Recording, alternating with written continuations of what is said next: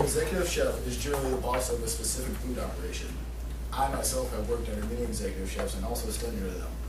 I'm sure all of you have eaten at the dining halls and the restaurants, and I know you might always not know it from the food, but they do have an executive chef in there. And that's in my speech today. I will cover the work requirements, the work environment, and further work opportunities for an executive chef. Let's first talk about the work requirements. In general, an executive chef needs about 7 years of experience and at least a culinary arts degree, but in today's job market, you're probably gonna need a bachelor's because it's getting really competitive out there. And you're gonna need really good knife skills and extensive culinary knowledge because you have to know everything about anything about food.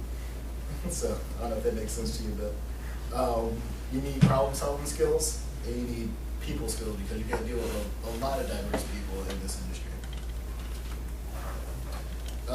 And in a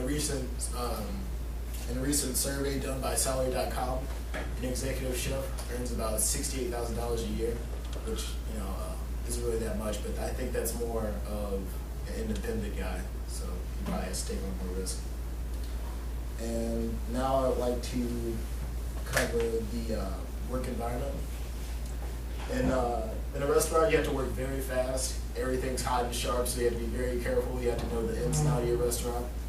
And in the book on cooking, culinary author Sarah Levitsky states that the executive chef has to know about the nutrition of the menu, create new recipes.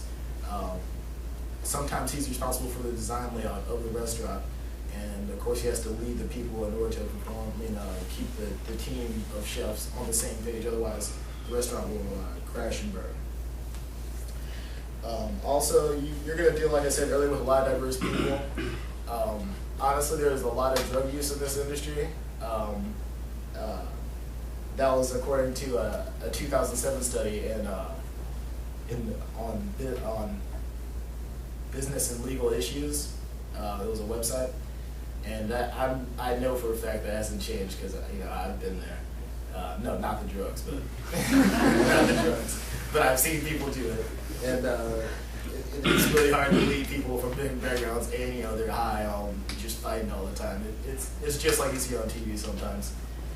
And now I'd like to cover the opportunities you have after becoming an executive chef. If you're really charismatic and on top of your stuff, you can be on TV like Gordon Ramsay or Anthony Bourdain. And that's because they were very charismatic. Actually, Anthony Bourdain got his start from writing a book called Kitchen Confidential, which was a New York Times bestseller. And that's how he got his start. And also, you can become like a food scientist. And you can also become a culinary instructor, which is a really good gig, if I say so myself, because my teachers, they enjoyed that job.